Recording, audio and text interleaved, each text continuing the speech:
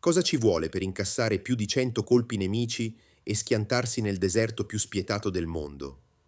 Cosa ci vuole per guardare in faccia la morte, bruciati dal sole, con una gamba spezzata, e trovare comunque la forza di incidere, non una preghiera, ma una promessa di tornare a combattere? Per Enzo Martissa, pilota da caccia della Regia Aeronautica, ci sono voluti un coraggio disumano e un talento fuori dal comune. Questa è la storia di un eroe che ha ingannato la morte in guerra, diventando una leggenda dei cieli.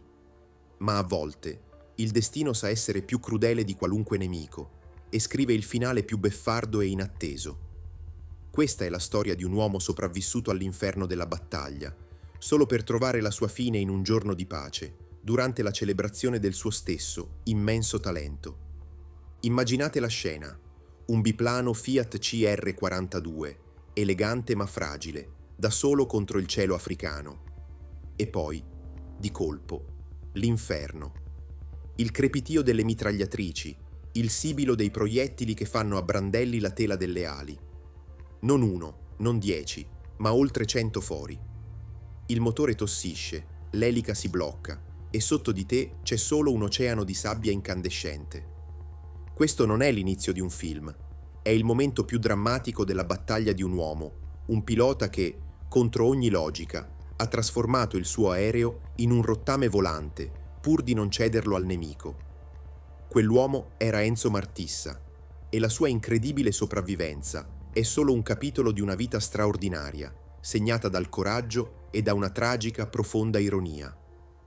Per capire l'eroe, però, dobbiamo fare un passo indietro, a quando il rombo dei motori era ancora un sogno lontano. Enzo Martissa nasce a Monfalcone il 16 agosto 1913, in un'Italia che si sta ancora riprendendo dalla Grande Guerra, ma che guarda al futuro con un misto di ansia e febbrile eccitazione. Monfalcone è una città di cantieri navali, un posto dove si costruiscono giganti d'acciaio per dominare il mare. Ma gli occhi del giovane Enzo non guardano l'orizzonte blu dell'Adriatico. Puntano verso l'alto, verso quel cielo infinito che promette avventura e libertà. Cresce in un'epoca in cui l'aviazione è più di una tecnologia, è un simbolo di modernità, audacia, progresso. I nomi di Francesco Baracca, di Italo Balbo e delle sue trasvolate atlantiche sono sulla bocca di tutti. I piloti non sono semplici soldati, sono i nuovi cavalieri dell'aria, eroi moderni che incarnano lo spirito di una nazione proiettata verso il futuro. Il fascismo stesso alimenta il culto dell'aviatore, celebrando l'uomo che con la sua macchina può superare i limiti umani e dominare il campo di battaglia tridimensionale. In questo clima culturale, la passione di Enzo mette radici. Mentre il padre Riccardo, farmacista, si trasferisce con la famiglia prima a Padova e poi a Conselve, il sogno di volare diventa per il ragazzo una vera e propria ossessione. Per lui, l'aeronautica non è una carriera, è una vocazione. Finito il liceo, la scelta è praticamente scontata. Si arruola nella Regia Aeronautica, l'arma giovane e prestigiosa che può trasformare il suo sogno in realtà. Diventare pilota militare negli anni 30 è un percorso durissimo, una selezione spietata che mette alla prova non solo il fisico, ma soprattutto il carattere. I giovani allievi come Enzo vengono addestrati su aerei che oggi definiremmo rudimentali, biplani come il Capronica 101, dove il pilota sente il vento in faccia e il rombo del motore fin dentro le ossa. Imparano la disciplina ferrea, la navigazione a vista, l'acrobazia e le basi del combattimento. Ma più di ogni altra cosa, viene instillato in loro un profondo senso del dovere e uno spirito di corpo quasi cavalleresco. Nel 1936 Enzo Martissa supera brillantemente il corso e diventa ufficiale pilota in servizio permanente effettivo. La sua carriera decolla subito con un'esperienza che segnerà un'intera generazione di aviatori italiani, la Guerra Civile Spagnola. Inviato come volontario, Martissa testa le tattiche e i velivoli che, di lì a poco, avrebbe usato nel conflitto più grande della storia. Ma la Spagna è anche un assaggio della sorte che lo attende. Durante un atterraggio di emergenza rimane ferito e deve tornare in Italia per la convalescenza. È un prologo sanguinoso, un'anticipazione di ciò che sta per accadere. Tornato dalla Spagna con una medaglia commemorativa e un'esperienza inestimabile, Martissa è ormai un pilota veterano. Non sa ancora che il suo appuntamento con la storia e con la leggenda è fissato nel deserto del Nord Africa. Il 10 giugno del 1940 l'Italia entra in guerra. Per Enzo Martissa, ora tenente, l'attesa è finita. Viene assegnato a una delle unità più prestigiose della Regia Aeronautica, la 91esima Squadriglia, la Squadriglia degli Assi, parte del 10° gruppo del 4° stormo caccia terrestre. Questo reparto, il cui simbolo è il celebre cavallino rampante ereditato da Francesco Baracca, è l'élite della caccia italiana. Dopo un primo periodo a Gorizia, lo stormo viene schierato sul fronte più caldo, il Nord Africa. Martissa si ritrova a combattere fianco a fianco con piloti leggendari, con base presso l'aeroporto T2 di Tobruk. Il teatro nordafricano è un ambiente estremo, spietato quanto il nemico. Una distesa di sabbia e roccia sotto un sole che non perdona. Le basi aeree sono poco più che spiazzi nel deserto, dove la sabbia si infiltra ovunque, logorando i motori e gli uomini. L'orientamento è un incubo. In questo scenario, il velivolo di Martissa è il Fiat CR-42 Falco, un biplano straordinariamente agile, ma concettualmente superato. È più lento dei moderni monoplani britannici, come l'Hawker Hurricane. Per vincere su un CR-42 non basta la tecnologia, servono un'abilità di pilotaggio eccezionale e un coraggio al limite dell'incoscienza, qualità che Enzo Martissa possiede in abbondanza. Le prime missioni sono un susseguirsi di pattugliamenti e furiosi duelli aerei, i dogfight, contro le formazioni della Royal Air Force. Martissa si distingue subito per la sua audacia. Non esita a gettarsi nella mischia, anche in palese inferiorità numerica. Le cronache registrano le sue prime imprese, attacchi a volo radente contro autoblindo nemiche, duelli solitari contro formazioni superiori. Il suo nome inizia a circolare con ammirazione tra i commilitoni. Nel caos dei combattimenti aerei, dove le vittorie sono spesso difficili da confermare, a Martissa vengono accreditate diverse vittorie in collaborazione e almeno 2 abbattimenti individuali di biplani Gladiator, anche se non confermati ufficialmente dai documenti dell'unità. La sua reputazione di asso si consolida giorno dopo giorno, ma è in una torrida giornata d'agosto che la sua abilità verrà messa alla prova più estrema, un evento che lo consegnerà per sempre alla leggenda. È l'8 agosto del 1940.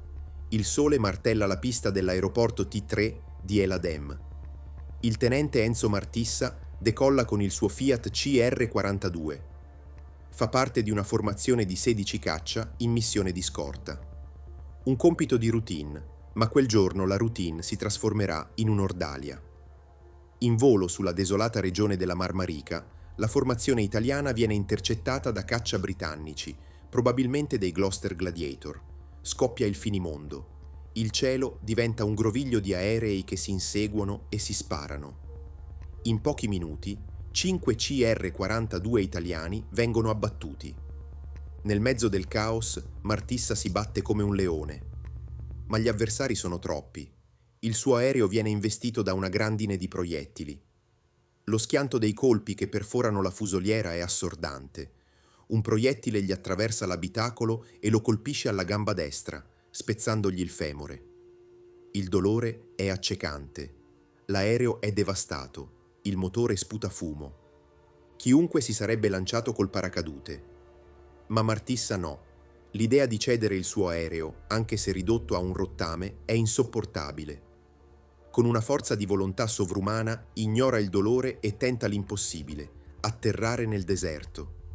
Sceglie un'area che sembra piatta e tenta un atterraggio di fortuna. L'impatto è violento. Il carrello cede e il biplano striscia sulla sabbia, fermandosi a circa 15 km da El Adem. Il silenzio dopo la battaglia è totale. Enzo è vivo. Miracolosamente. Ma la sua prova è appena iniziata. È solo, con una gamba fratturata, nel nulla. Il sole è un nemico implacabile. Si trascina fuori e si rifugia sotto un'ala crivellata del suo aereo, l'unica ombra in un oceano di luce. Passa il primo giorno. La sete è una tortura. Beve le poche gocce di condensa che si formano di notte sul metallo. Eppure, il suo spirito non cede. Anzi, compie un gesto che rivela tutta la sua tempra. Trova la forza di lasciare un messaggio, non un addio, non una lettera. Usando un coltello, incide alcune parole sullo sfondo dello stemma del cavallino rampante. Un breve testamento, un ringraziamento al suo aereo per l'ombra fatta alla mia agonia, dalla tua ala ferita. E poi la frase che definisce il combattente: si lamenta solo di dover sospendere la sua attività di guerra. Anche in punto di morte, il suo unico pensiero è per il dovere. Passano 2 giorni. 2 giorni di lotta contro il dolore e la disperazione. Quando ogni speranza sembra svanita, il 10 agosto, una pattuglia della 22esima compagnia bersaglieri motociclisti nota la sagoma dell'aereo. Lo trovano, quasi morente ma ancora cosciente. È salvo. La notizia della sua resistenza si diffonde come un lampo. Il suo CR-42, colpito da più di 100 proiettili, verrà recuperato e, incredibilmente, riparato e rimesso in servizio. Ma è la storia del suo pilota che entra nella leggenda. Enzo Martissa ha sfidato la guerra e il deserto e ha vinto. Il salvataggio è solo l'inizio di un'altra battaglia. Le condizioni di Martissa sono gravi, la frattura alla gamba è complessa e i giorni passati nel deserto hanno lasciato il segno. Inizia un calvario di operazioni e riabilitazione. Per un pilota, un infortunio del genere può significare la fine.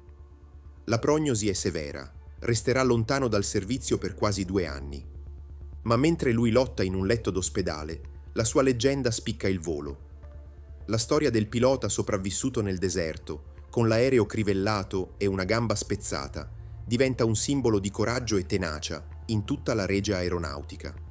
In un periodo in cui la propaganda ha un disperato bisogno di eroi, la sua impresa è oro puro. Non è un eroe costruito a tavolino, è un uomo la cui tempra è stata forgiata nel fuoco della battaglia. La sua fama viene cementata dal riconoscimento ufficiale. Per le sue azioni in Nord Africa, e in particolare per l'incredibile vicenda dell'8 agosto, gli vengono conferite ben 3 medaglie d'argento al valor militare e la croce al merito di guerra. Le motivazioni lodano il suo sprezzo del pericolo, la sua audacia e il suo indomito spirito combattivo. Finalmente, nel 1942, dopo quasi 2 anni, Enzo Martissa viene dichiarato di nuovo idoneo al volo. È un ritorno trionfale. Molti avrebbero scelto un incarico nelle retrovie, ma lui vuole tornare a combattere. Le sorti della guerra, però, stanno cambiando. Dopo l'armistizio del 1943, secondo alcune fonti, Martissa continua a volare nei ranghi dell'Aeronautica Nazionale Repubblicana, per poi transitare, a fine conflitto, nella nuova Aeronautica Militare Italiana. La guerra finisce, ma per Enzo Martissa il cielo rimane l'unica, vera casa. L'uomo diventato leggenda in guerra è pronto a scrivere un nuovo capitolo, non più come guerriero, ma come artista del volo. Finita la guerra, l'Italia deve ricostruire non solo le città, ma anche un'identità. L'aeronautica militare rinasce dalle ceneri e, in questo nuovo contesto, Enzo Martissa trova una seconda vocazione, l'acrobazia aerea. Entra a far parte del 51esimo Stormo, i Gattacci, e diventa uno dei piloti di punta della pattuglia acrobatica. Le pattuglie del dopoguerra sono un simbolo della rinascita tecnologica del paese e un modo per tenere alto il livello addestrativo dei piloti. Martissa, con la sua storia e la sua abilità, è l'uomo perfetto per questo ruolo. Negli anni successivi si esibisce in tutta Europa, è ai comandi dei nuovi aerei che stanno sostituendo quelli a elica, dai caccia del tardo conflitto ai primi jet. Il pubblico guarda con il fiato sospeso le sue evoluzioni e quelle dei suoi compagni. Le formazioni che volano a pochi metri di distanza, le figure impossibili disegnate nel cielo, sono uno spettacolo che incanta. Per Martissa è la continuazione della sua passione in un tempo di pace. È il suo modo di celebrare la bellezza del volo, dopo averne conosciuto il lato più mortale. Arriva il 15 luglio del 1951. L'aeroporto di Rimini è gremito di gente per una grande manifestazione aerea. L'atmosfera è di festa. E la star della giornata è proprio lui, il maggiore Enzo Martissa, l'eroe del deserto, il maestro dell'acrobazia. La folla è lì per vederlo. Martissa decolla. Inizia la sua esibizione. Le manovre sono perfette, audaci, precise. Loop, tonneau, passaggi a bassa quota da brivido. È la celebrazione del talento puro, il controllo totale dell'uomo sulla macchina. Poi, durante una delle figure più complesse, qualcosa va storto. Non sapremo mai cosa sia successo in quei pochi, drammatici istanti. Un guasto improvviso? Un malore? Un errore di calcolo infinitesimale? L'aereo diventa incontrollabile, precipita. L'impatto al suolo è devastante. Il silenzio cala sulla folla, seguito da un'ondata di shock e incredulità. Enzo Martissa, l'uomo sopravvissuto a 100 proiettili, ha una gamba spezzata, ha 2 giorni di agonia nel deserto, è morto. Non in un duello all'ultimo sangue, ma durante un'esibizione che celebrava la sua stessa abilità. L'ironia è spietata. Il destino, che lo aveva risparmiato in guerra, lo ha reclamato in un giorno di festa, trasformando un applauso in un epitaffio. La morte di Enzo Martissa chiude un'esistenza da romanzo d'avventura a soli 37 anni. La sua salma, trasportata da Rimini, viene accolta con tutti gli onori, tra una folla commossa che accompagna il suo ultimo viaggio. Si spegne così uno dei più grandi aviatori che l'Italia abbia mai avuto. La sua storia ci ricorda cosa significa davvero avere coraggio. Non solo quello di affrontare il nemico, ma anche la forza interiore di resistere quando tutto sembra perduto. Il suo messaggio, inciso su un'ala ferita nel mezzo del nulla, non è solo un atto di sfida, ma un testamento di incrollabile dedizione al proprio dovere. Eppure, come accade a molti eroi, la sua figura rischia di sbiadire nel tempo. La sua è una di quelle storie che meritano di essere riscoperte e raccontate, non solo per onorare un uomo straordinario, ma per ricordare a tutti noi di cosa è capace lo spirito umano.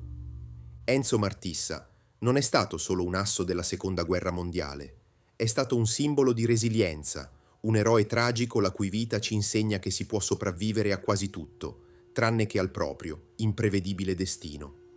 Se questa storia di coraggio ti ha emozionato, iscriviti al canale per scoprire altri eroi italiani dimenticati e aiutaci a mantenere viva la loro memoria. Condividi questo video per far conoscere a più persone possibili la straordinaria vita di Enzo Martissa.